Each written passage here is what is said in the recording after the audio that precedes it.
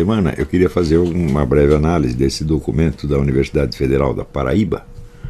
Me parece altamente significativo de tudo que está acontecendo.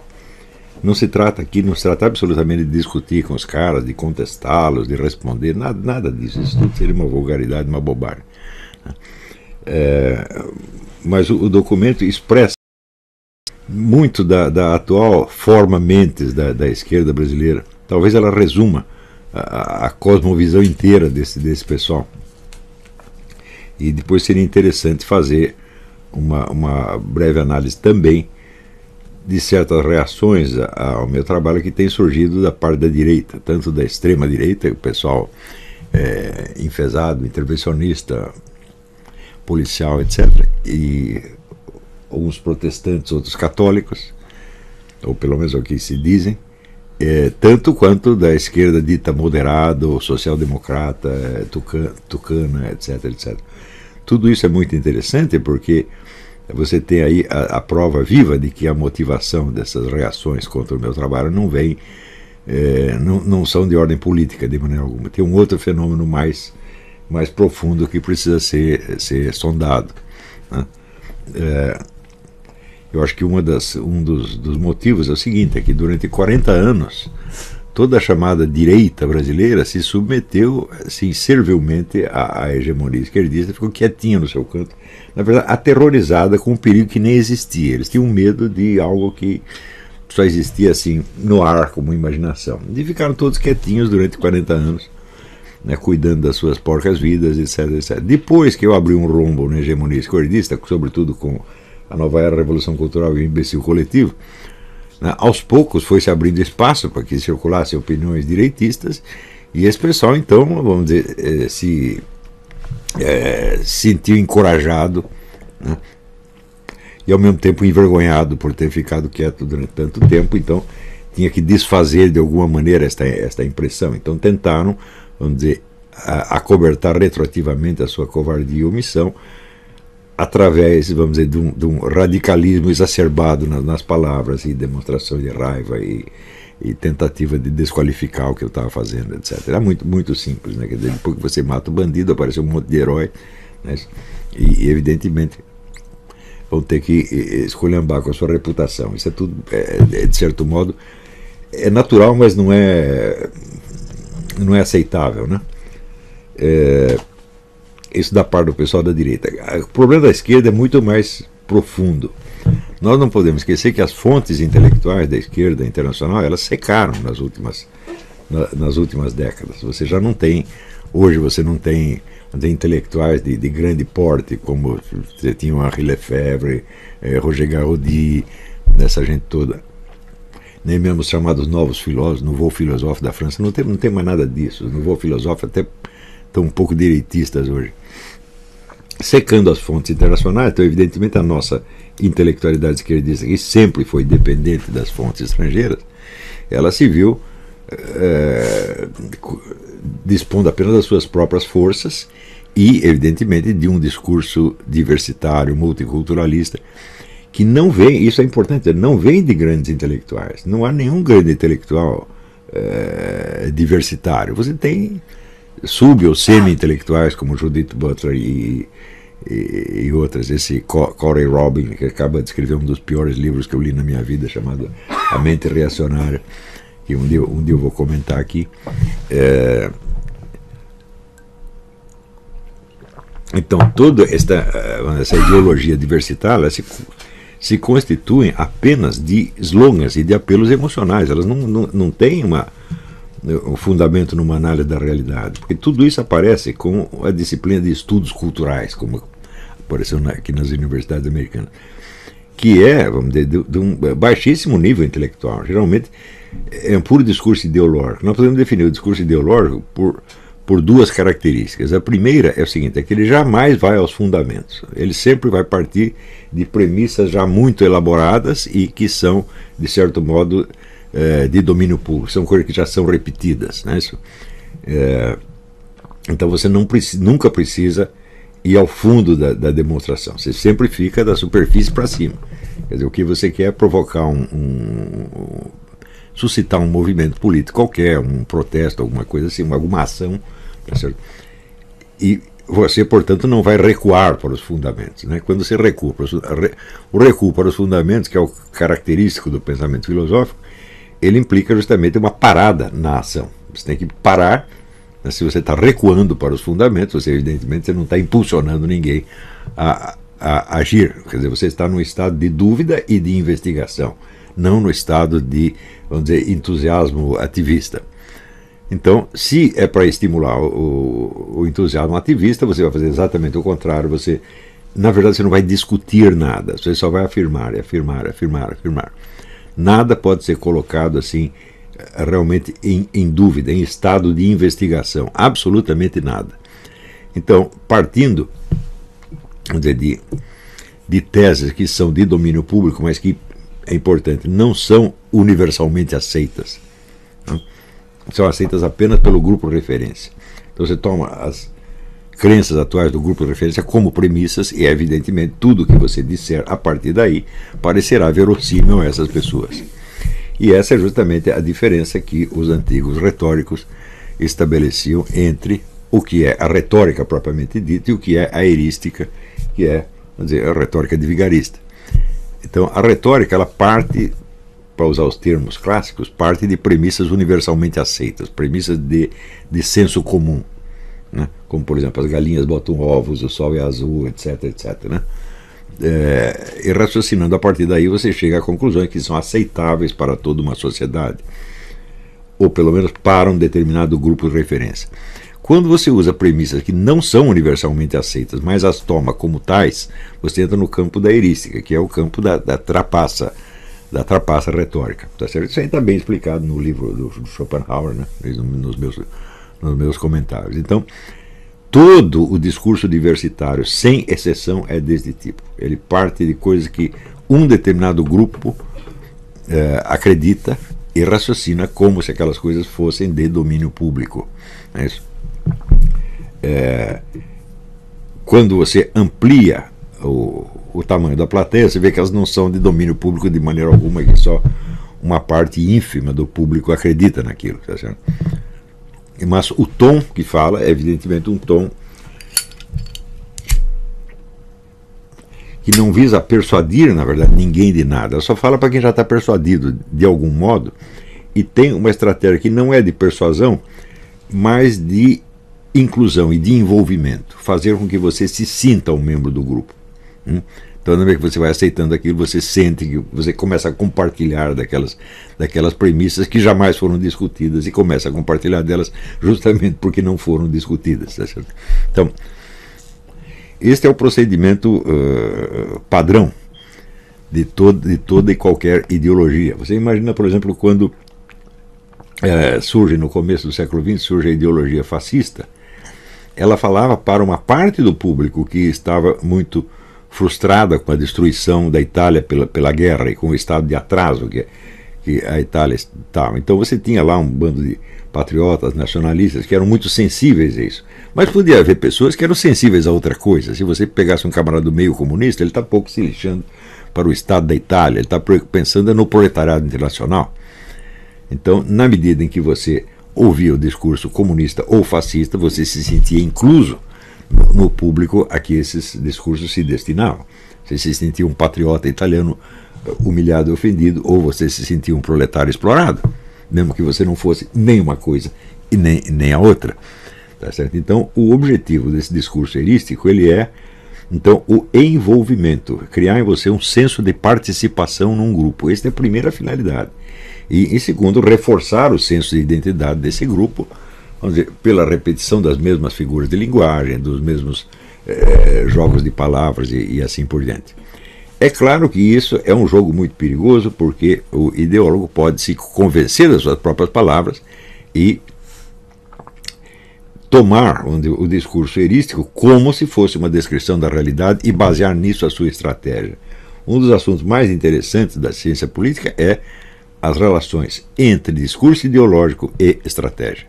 Essas coisas nunca coincidem. Quer dizer, podemos tomar como princípio que nenhum líder político que fala em nome de uma ideologia age em função dela. Ele age sempre em função de um diagnóstico de realidade, tal como ele a compreende no momento, o qual rarissimamente coincide com o conteúdo da ideologia. Pessoas de mentalidade puramente doutrinária veem nisso uma contradição. O sujeito ele diz isso e faz aquilo. Fala, bom, mas ele não teria como agir em função da sua ideologia, porque a ideologia não é uma descrição de realidade. Tá certo? Ela é como se fosse um teatro, ela está encenando uma situação para criar um envolvimento. Então, é claro que nenhum ideólogo pode agir em função da sua ideologia, ele vai ter que agir em função de um segundo discurso, que é mais discreto, é só para os íntimos, ou às vezes existe só na cabeça dele, e que lhe dá uma noção da realidade. Né? Você veja, por exemplo, quando Lenin, logo após tomar o poder, ele estabelece a chamada nova política econômica, que é uma política, na verdade, liberal, incentivando a liberdade de mercado. Nada na ideologia que ele pregava podia prever isso. Era a situação econômica objetiva que lhe impunha esta medida, sem a qual a Rússia teria acabado. Né? Se ele não fizesse isso, metade da população russa morreria de fome. Ele estava cedendo a uma realidade que ele conhecia perfeitamente bem, embora não coincidisse com o conteúdo do seu discurso ideológico, ele toma esta providência.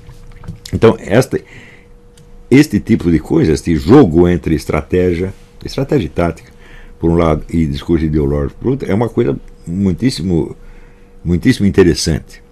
Agora, existem situações onde, na falta de uma liderança verdadeira, na falta de uma intelectualidade capaz de fazer análises de conjuntura mais ou menos viáveis, o próprio discurso ideológico se torna uma estratégia. E é exatamente o que acontece no Brasil. Isso quer dizer que a esquerda brasileira está acreditando no seu próprio discurso ideológico. E esse discurso ideológico ele vem de duas fontes. Ele vem da tradição comunista, por um lado, né, a qual passa por algumas mudanças ao longo da sua história. Nós vemos, por exemplo, que o comunismo passa, sobretudo após a Segunda Guerra, ele passa do internacionalismo proletário para o estímulo aos nacionalismos, aspas, anti-imperialistas. Quer dizer, o nacionalismo, que era uma coisa maligna, num certo contexto, se torna benigna do outro. Então, nós temos essa amálgama de nacionalismo anti-americano, né, com o discurso marxista tradicional da luta de classes, de modo que a luta de classes, a partir daí, começa a ser vista como uma luta entre nações, como se houvesse nações proletárias e nações burguesas. O que não é verdade, evidentemente. Cada nação tem lá o seu proletariado, o seu lumpenproletariado e a sua burguesia. Então, por exemplo, você encher de dinheiro, tá certo? Investir maciçamente em certos países do terceiro mundo favorece, evidentemente, a burguesia desse local e não o povo. Mas no contexto, vamos dizer, da estratégia terceiro-mundista, se você favorece a burguesia de um país do terceiro mundo, você está favorecendo uma nação proletária. Então, isso é comum. Quando você vê essas... como aconteceu aí com a Fundação Clinton, que coletou dinheiro para socorrer as vítimas de um terremoto no Haiti e embolsou 90% do dinheiro, só deu 10% para os flagelados, e naturalmente dividiu os 90% com os seus colaboradores no Haiti, que certamente não são proletários. Isso é uma coisa muito comum, né? Então, a superposição desses dois discursos, o discurso da ideologia proletária e o discurso terceiro-mundista, isso aí já bastou para criar no mundo uma confusão dos demônios, tá certo? Nós vemos resíduos da ideologia terceiro-mundista hoje no Ciro Gomes. Ciro Gomes é formado nesta mentalidade, né? É o terceiro-mundismo anti-americano, anti-imperialista, etc, etc. Ainda tem isso, né, resíduo. Isso não tem absolutamente nada a ver com o discurso multiculturalista que aparece a partir sobretudo, se dissemina a partir do maio de 68, embora já estivesse sendo preparado há muito tempo. Esse discurso multiculturalista ele não tem absolutamente nada a ver com as nações. Ao contrário, ele volta a ser internacionalista. Mais que internacionalista, ele é globalista. E ele é, evidentemente, fomentado pelas grandes empresas multinacionais, grandes grupos multinacionais, tá certo? Que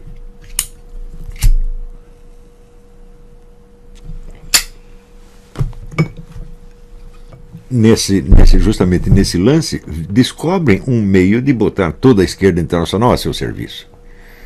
Porque a ideia fundamental da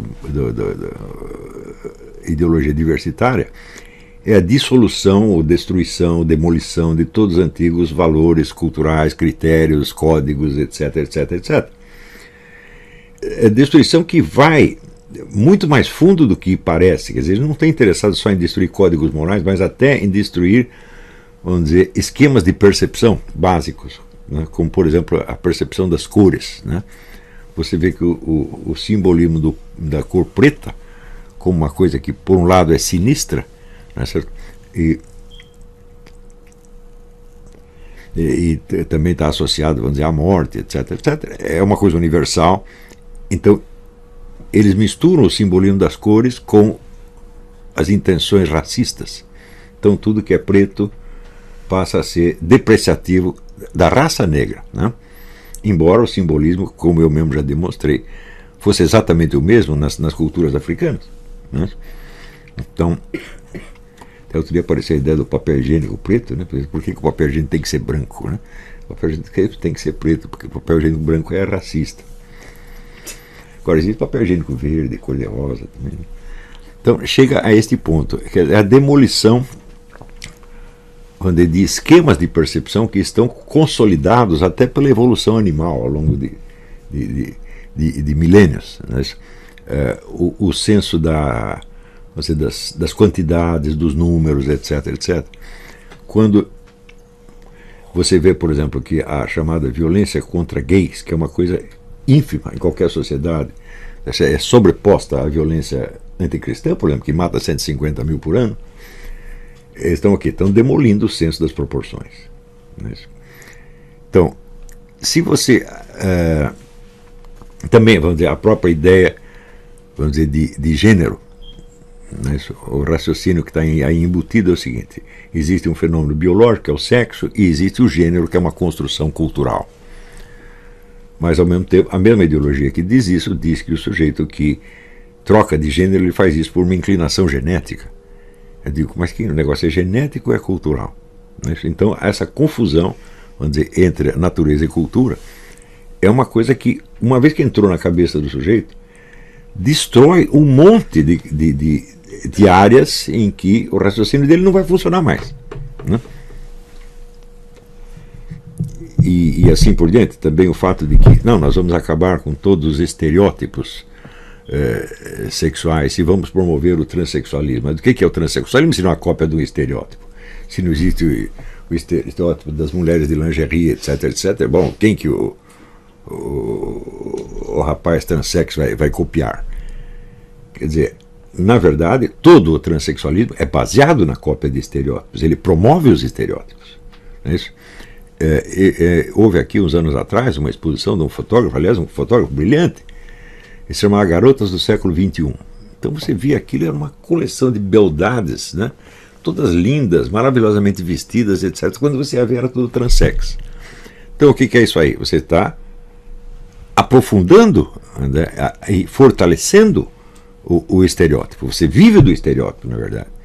Então como é que você pode, ao mesmo tempo, combater os estereótipos? Uma vez que o sujeito aceitou isso, quer dizer, ele aceita ter uma ideia aqui, outra ali, e uma nunca mistura com a outra. Isso aí destrói a inteligência humana, evidentemente.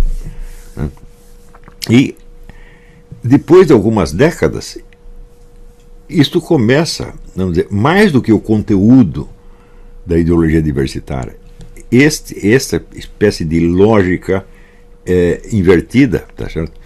Ela começa a entrar na cabeça das pessoas, elas começam a raciocinar realmente assim. E isso aconteceu com toda a esquerda brasileira, sem exceção. Então, eu me lembro que no filme O Jardim das Aflições, o único ponto em que eu falava de política era explicando como que o PT tinha caído.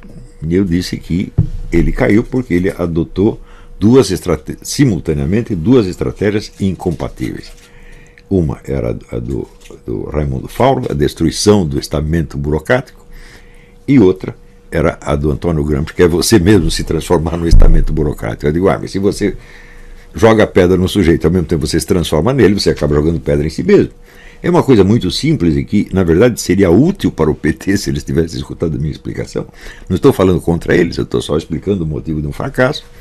E, na verdade, se houvesse um sujeito inteligente dentro do PT, ele diria, pô, é isso mesmo, nós fizemos essa borrada, temos que voltar atrás. Não? Esse é o único ponto de política que tem no filme. E, na verdade, é uma simples análise sócio-histórica bastante simples.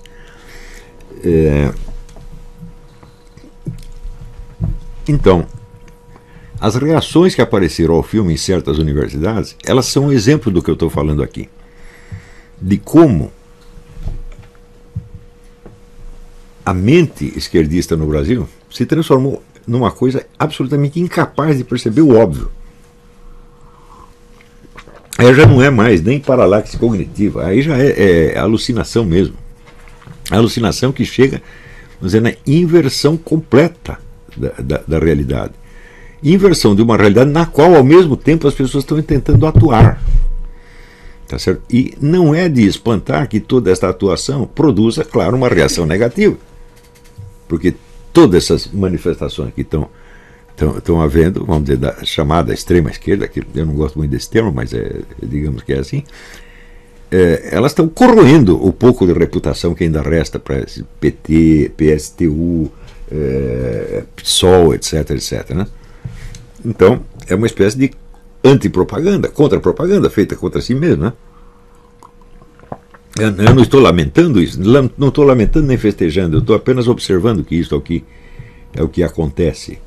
E, de modo geral, vamos dizer, a destruição da inteligência, eu não sou a favor da destruição da inteligência de ninguém, seja esquerdista ou seja direitista, não é esse realmente o problema.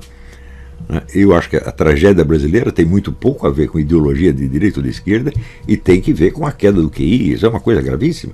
A queda do QI começa nas altas esferas, começa entre os intelectuais.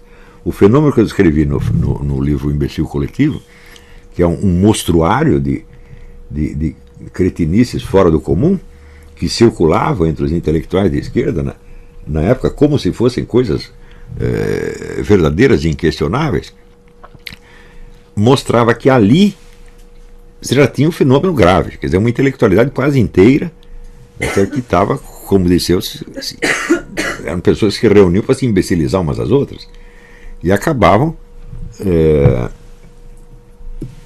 fazendo coisas como aquele artigo do sujeito sobre o Santo Daime, onde ele confundia uma doutrina com um chá, né? Ele atribuía umas as virtudes da outra e a outras virtudes da uma. Eu digo, bom, é claro que isso foi escrito em estado de alucinação, mas como é que não percebem que é alucinação? Não tem um editor de página nesse jornal para ler e falar, não, peraí, isso aqui não tem pé nem cabeça. Não tem, porque o editor da página também está alucinado. Tá certo? Então, isso afetava naquela época só a intelectualidade pública.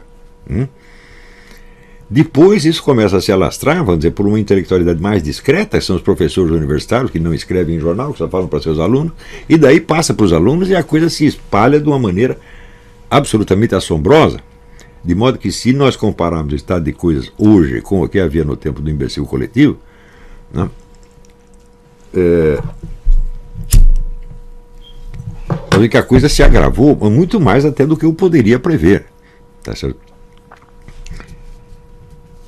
Nós podemos dizer que naquela época as pessoas que cometiam aquelas cretinices não cometiam só cretinices, às vezes diziam coisas sensatas. Eu não posso dizer que tudo que o Leandro Conder falou na vida é besteira, ou tudo que o Carlos Nelson Continho falou. Ao contrário, eu tenho uma certa apreciação pelo Carlos Nelson Continho por causa do trabalho que ele escreveu sobre o Graciliano Ramos, que estava de fato muito bom. Não era nada original, evidentemente, ele apenas aplicava. Ele leu um pouco de Georg Lukács e Lucian Goldman e aplicou aqueles critérios ao estudo da obra do Graciliano Ramos e ficou muito bom. Eram pessoas que estavam dando os primeiros sinais de debilidade mental, depois de uma vida, vamos dizer, intelectual relativamente normal. Mas em seguida aparecem pessoas que não acertam nunca, né? que assim, tem vamos dizer, uma obstinação de não compreender nada, de fazer confusão, que é uma coisa absolutamente incrível. Eu acho que eu falo de Mir Safat, por exemplo, ele nunca disse nada que prestasse. O Emir Sader também é uma coisa impressionante, a capacidade que tem de não perceber a sua própria situação, não saber onde está e ficar falando no ar. Né? E toda essa tendência ela se condensa nesse documento soltado por este Comitê de Luta contra o Golpe. Né? A propósito do filme Jardim das Aflições, que não tem absolutamente nada a ver com isso, cujo conteúdo político é mínimo, para não dizer inexistente, né? Mas que, para eles, funciona não só como um emblema do golpe, mas como um emblema do fascismo. Né? Então, começa assim. O filme é uma consequência direta do golpe de Estado dado contra Dilma Rousseff. Como que ele pode ser uma consequência se ele começou a ser feito muito antes? Começou em 2015 esse negócio, a mulher foi cair em 2016. Que mês foi mesmo? Você acabou de ver. 31 de agosto. Agosto de 2016. Quer dizer, começa mais de um ano e meio antes da queda da mulher. Né? Então, aí já é a inversão temporal. Vamos dizer, a inversão temporal é uma das características da mentalidade revolucionária. Mas não neste nível factual. Quer dizer, o revolucionário inverte o sentido do tempo no sentido em que o futuro para ele é mais certo do que o passado. Ele tem a confiança nesse futuro e ele interpreta o passado em função desse futuro hipotético. Quer dizer, o hipotético se torna no categórico e o categórico se torna hipotético. Mas nenhum revolucionário disse jamais, por exemplo, sei lá, que Abraham Lincoln foi anterior a Napoleão Bonaparte. Eles não fazem isso. Não tem nenhum teórico comunista que faça isso, mas esses camaradas eles fazem. Eles trocam a ordem do tempo não no sentido da interpretação geral da história, não no sentido das estruturas da história, mas no sentido factual. Né? O que veio antes é colocado depois, e depois é colocado antes. Né? Também perde aí, evidentemente, todo o senso sociológico. O indivíduo não sabe qual é a sociedade onde ele está, ele não sabe que facções ele representa, ele não sabe que povo ele pretende representar, não sabe nada. Né? Aqui o sujeito diz, por exemplo, que o filme foi dirigido por um coxinha que odeia o carnaval e tudo que é popular. Então, em que sentido o carnaval é popular? Eu tenho aqui duas pesquisas que mostram que maciçamente o povo brasileiro odeia carnaval. O carnaval é uma festa de milionário e de lumpen proletário, não do povo, evidentemente. Tem aqui uma pesquisa do Ibope e outra do Confederação Nacional do Transporte. Diz que 57,4% não quer nem ouvir falar de carnaval. Ora, todos nós somos testemunha disto. Uma pessoa que durante o carnaval se esconde em casa e não quer saber de nada, até tampa os ouvidos. Não é certo? Então, como que isso é popular? Isto não é popular no sentido sociológico, é popular no sentido simbólico, no sentido do slogan, no sentido da propaganda. Inclusive, a ideia de tornar o carnaval um símbolo da nacionalidade foi uma ideia comunista originária. É o Jorge Amado, o país do carnaval. Também muito incentivado por uma ditadura fascista, evidentemente, do Getúlio Vargas, a ditadura fascista a qual os comunistas acabaram se aliando. Vamos dizer, o incentivo oficial e a participação oficial no carnaval datam da ditadura de Getúlio. E depois se transformou numa coisa institucional que agora todo governo tem que dar bilhões para a festa do carnaval. Não é isso? E até um ano chamaram aí o governador do Rio, que eu não lembro quem era, né, que chamou o Franco Zeffirelli para fazer a decoração do carnaval, e ele nós chamamos o senhor José Firelli. Então, é sempre um montão de dinheiro que vai nessa porcaria. Então, vamos dizer, é uma atitude de engenharia social, evidentemente, iniciada pelo Getúlio Vargas. Getúlio Vargas fez duas coisas. Primeiro, ele nomeou a cultura carioca como se fosse cultura nacional, o que já é um absurdo. Né? Então, o samba, como uma música, quintessência da música nacional, falou, meu Deus do céu, o samba é uma coisa tardia na nossa evolução. Existem milhares de outros gêneros, né? Eu ainda me lembro aquela maravilhosa coleção feita pelo Marcos Pereira, que era um publicitário dos anos 60 e 70, e que percorreu o Brasil inteiro gravando as músicas locais, e você vê aquilo é uma multidão de gêneros, de ritmos diferentes, uma coisa de uma riqueza assombrosa, e que tudo isso desaparece para entronizar então o samba. Isso foi a ideia do governo Getúlio Vargas. Então você tem uma espécie de povo honorário, povo simbólico, que deve representar então, né, o Brasil num estereótipo, quer dizer, aquela baiana com abacaxi na cabeça, tipo, mais ou menos tipo Cabo Miranda, né? Então isso passa a ser, né, o símbolo da nacionalidade, né? Até teve um cara, um presidente do Banco Mundial, que veio assistir um carnaval, e ele viu aqueles desfiles lá, ele disse, olha, lá na Tchecoslováquia eles inventaram o socialismo com rosto humano, aqui inventaram o capitalismo com bunda humana. É verdade.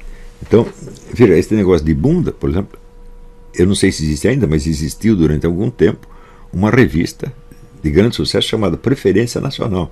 Era uma revista só de bundas, né? Eu digo, opa, isso é altamente significativo, né? Então,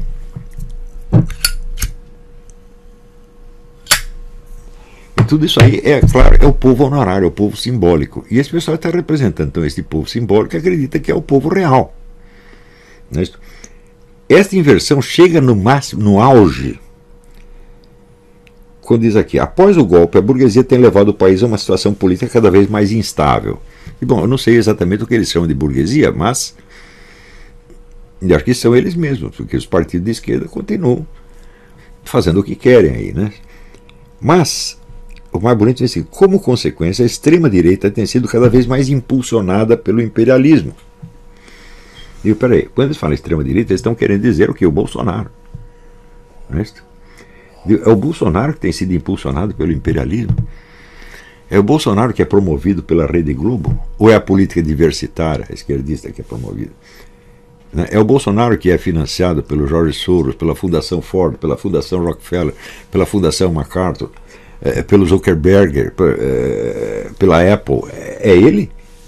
Então, isso é exatamente o contrário. Quer dizer, todo o capitalismo internacional está financiando a esquerda nesses países para impulsionar a política diversitária. Agora, como é que o sujeito não sabe disto?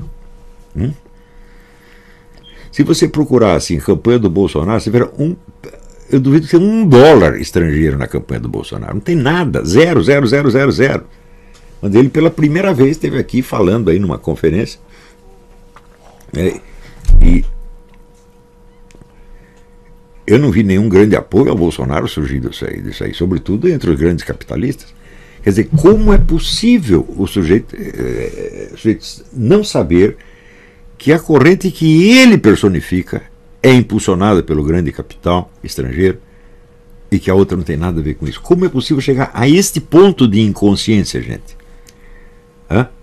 Isso é muito mais grave do que as coisas que ele está dizendo aqui. Ele está contra o filme Jardim das Aflições. Ele falou, bom, isso não é nada comparado com este fenômeno. Mesmo que eles matassem os produtores e diretores do filme, que eles fizessem tudo isso, seria menos grave a longo prazo do que esta inversão de percepção. Porque isso aqui mostra que já chegou a um ponto, vamos dizer, da psicose mesmo. Eles estão no mundo da lua. Quanto mais loucos, mais furiosos, evidentemente. Então, quer dizer que quanto mais eles se desligam da corrente popular, quanto mais se desligam da sociedade em que estão, quanto mais, vamos dizer, se encastelam num mundinho universitário, tá certo? Onde eles só falam para eles mesmos, mais violentos eles se tornam, tá certo? Mas na mesma medida em que se tornam violentos, eles se sentem vítimas da violência, né? Porque veja o que eles dizem aqui. Os estudantes tiveram condições de, quando provocados pela extrema-direita, reagir à altura e expulsar toda a milícia fascista. Eu digo, mas não foram... Peraí, que foi a milícia fascista que invadiu isso aí? Ou foram vocês que invadiram? Se você fala em milícia fascista, você vai pensar naturalmente nos skinheads e neonazistas, etc, etc. E aqui tem uma coisa altamente significativa. Expomos que, por trás de O Jardim das Aflições, há uma legião de neonazistas, skinheads e fascistas. Por trás. Isso quer dizer que há um grupo neonazista, skinhead e fascista que tramou a coisa toda e usou, né, o Josias Teófilo, o Matheus Basso e tal, como porta-vozes. Quer dizer, nós fizemos o filme, né, em obediência a este grupo que está por trás de nós. Não é isso? Ora, eu sei o seguinte, que até agora dizem que apareceu um skinhead, eles estavam com o soco inglês na bolsa, não usou. E disse assim, eles entraram lá na exibição do filme Por que Lutamos? A luta contra a ditadura militar. Diz que entrou os caras lá e empurraram umas cadeiras e umas pessoas. Ele disse, você já viu usar soco inglês para empurrar alguém? Ninguém foi sequer socado. Então, você verá, esse desejo incontido de criar um mundo só de palavras para envolver as pessoas num sentimento grupal termina nisso, pô. Você consegue de fato envolver quem já está envolvido. As pessoas se convencem disso. Mas, e evidentemente usar o filme Jardim das Aflições como pretexto para isso é fácil pelo seguinte, porque nenhum deles vê o filme, tá certo? Eles não sabem nada do que está lá e muito menos sabem coisa nenhuma a respeito do que eu penso ou deixo de pensar. Mas, então, por exemplo, acreditar que eu represento a extrema-direita, eu digo, bom, eles não leram o que a extrema-direita diz a meu respeito. Hoje mesmo eu comentei isso, quer dizer, se a esquerda se limita, vamos dizer, a repetir esses slogans que estão totalmente deslocados, quer dizer, dentro de um contexto de esquerda multiculturalista, eles ainda estão usando a linguagem do velha esquerda anti-imperialista. Né? Quando fala aqui que o imperialismo está fomentando a extrema-direita. Né? Eu digo, bom, é claro, existe alguma extrema-direita aí. O Bolsonaro não está lá, ele não é extrema-direita de maneira alguma. Tá certo? Mas a extrema-direita que existe no Brasil é assim, é um bando de camaradas totalmente desamparados, não é isso? Malucos de arrabal de bairro, gente com pouquíssima cultura, tá certo? E que se integra num grupo desse de careca, de skinheads, para adquirir uma identidade, assim como outros se integram na esquerda, tá certo? Então, se você for ver qual é o discurso skinhead, eu digo, bom, é aquela velha pataquada antissemita. Bom, este mesmo pessoal, por exemplo, antissemita, eu digo, você não tem visto o que esse pessoal escreve a meu respeito. Um escreveu o seguinte, o Olavo de Carvalho, ele sabia que aquele sujeito que estava pelado lá no museu, né, que foi bulinado pela menina, era judeu, e ele escondeu este negócio. Por quê? Porque ele é agente sionista. Eu digo, como é que eu vou saber que o cara é judeu ou não? Eu vou lá examinar o peru dele para saber se está circuncidado ou não. E quem tem interesse vai lá examinar, eu não, pô. Né?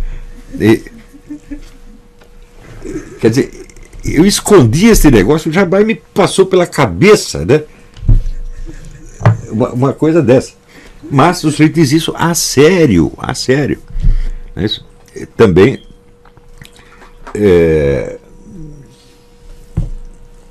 existe uma direita católica, né, que foi muito importante na França no começo do século, que eram os caras que estavam contra o capitão Dreyfus. Eles eram todos assim, ultra-reacionários, antissemitas, virulentos, tá certo?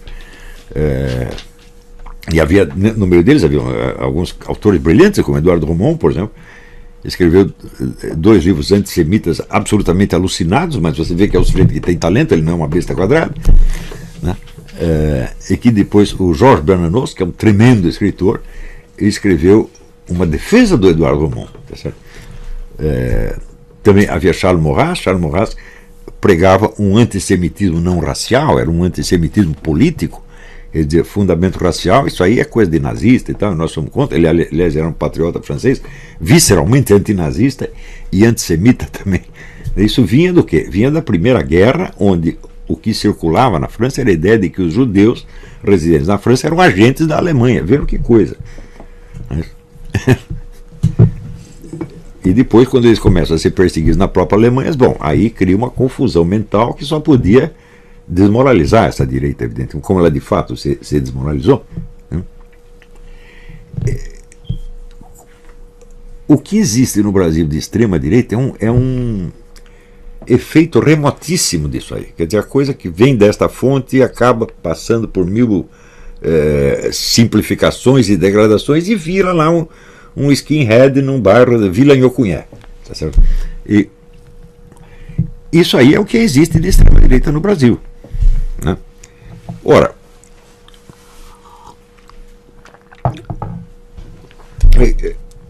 esse pessoal assim, pode ter lido uma ou outra coisa minha e na hora que eu desço o cacete na esquerda, eles concordam, evidentemente. Né? E as coisas que eu falei da esquerda são particularmente dolorosas para a esquerda, porque eu peguei muito bem a psicologia deles, eu os conheço, então eu digo coisas que em geral os direitistas não dizem. Né? Eu os analiso muito do ponto de vista psicológico, coisa que se você vê as coisas que a direita brasileira, o Roberto Campos, ou José Guilherme Mercado escreveu a respeito, comparado com isso, são superficiais, são até agrados. Né?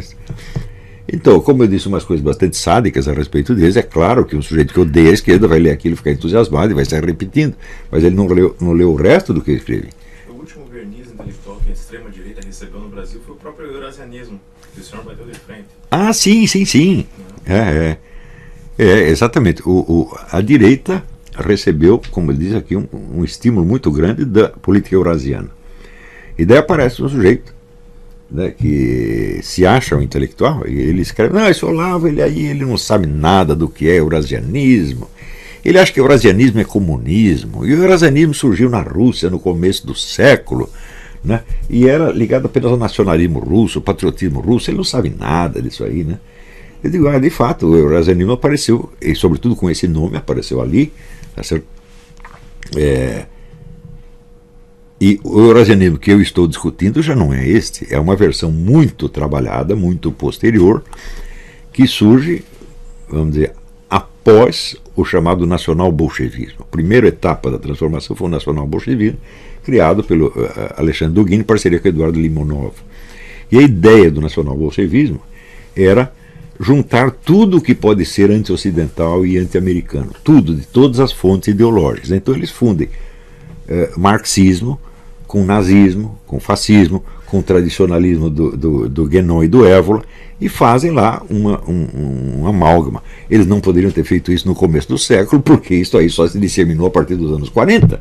Então, quer dizer, a palavra eurasianismo é a mesma, tá certo? Mas o fenômeno nacionalista russo do começo do século é uma coisa, e o eurasianismo do Dugin é outra. E outra coisa, é claro que eu nunca disse que o eurasianismo é comunismo, tá certo? Porque eu já comecei até o título que eu botei, que era o bolchevismo de direita e o conservadorismo de esquerda, e o tradicionalismo de esquerda. Isso é assim que eu... Então é claro que é um fenômeno totalmente diferente do comunismo, eu disse isso várias vezes, mas é claro que o sujeito que diz isso, que pretende ser um intelectual, ele não leu sequer o meu debate com o Dugin, ele não sabe, é tudo orelhada. Este é um fenômeno extraordinário. Eu vejo que eu passei a minha vida, tem pessoas que olham assim superficialmente a minha vida e dizem, ele aderiu a isso, depois ele aderiu àquilo, depois ele aderiu àquilo, aquilo outro. Claro, em primeiro lugar, pessoas que na juventude aderem a uma crença qualquer, política ou religiosa, que elas mal conhecem e passam o resto da vida repetindo aquilo, não podem entender o que é o trajeto intelectual, o trajeto do intelectual que está realmente buscando a verdade. Eles não podem entender isso aí. Falam, olha, eu nunca aderi a coisa nenhuma. No máximo que eu concedi a todas as organizações e facções que eu frequentei foi uma suspension of disbelief, a suspensão da descrença. Então eu coloco entre parênteses quaisquer objeções e digo, bom, eu vou aceitar isso aí como se fosse verdade. E vou com toda a sinceridade me abrir a esta influência. Me abrir não quer dizer que eu vou me transformar nela. Quer dizer, eu estou agindo um pouco ao contrário do negócio de quando o coelho come alface, é alface que vira coelho, não é o coelho que vira alface. Eu sou a alface que virou coelho. Quer dizer, eu me deixo envolver por essas coisas sem deixar que ela me assimile. Eu a assimilo sem que ela me assimile. E quando eu vejo que aquilo chegou ao limite do que poderia dar, ou seja, aquele ponto em que os princípios fundamentais do negócio se revelam autocontraditórios, então considero aquilo superado e busco um quadro de referências mais amplo. Foi isso que eu fiz a minha vida inteira, e este é o único modo de aprender. Você vai ver que dos estudiosos, por exemplo, da religião comparada, todos eles passaram por várias. Não quer dizer que, eu me converti ao budismo, agora eu me converti ao protestantismo, agora eu me converti ao não sei o quê. Isso é uma palhaçada. Isso, pessoa, quer dizer, essa coisa de conversão é uma coisa de gente de muito baixo nível, meu Deus do céu. Para quem está empenhado seriamente na coisa, não existe isso aí.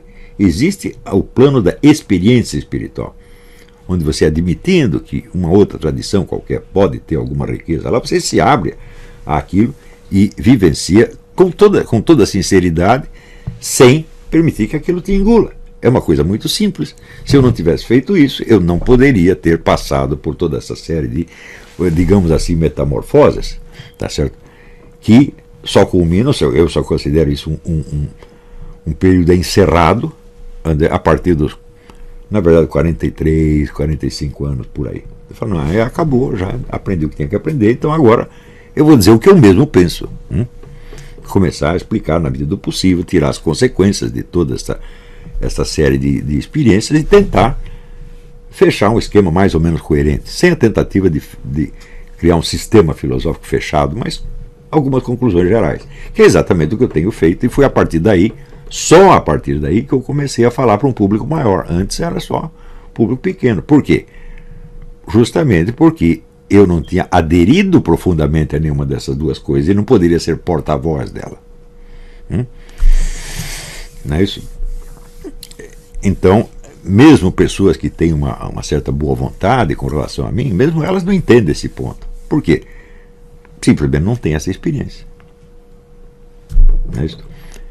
Então, se você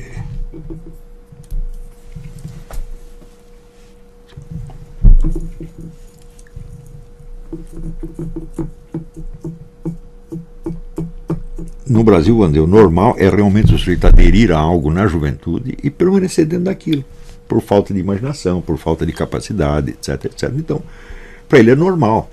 Então, pessoas que falam, não, esse sujeito ele vem mudando de religião. Então, eu falo, nunca mudei de religião, meu Deus do céu.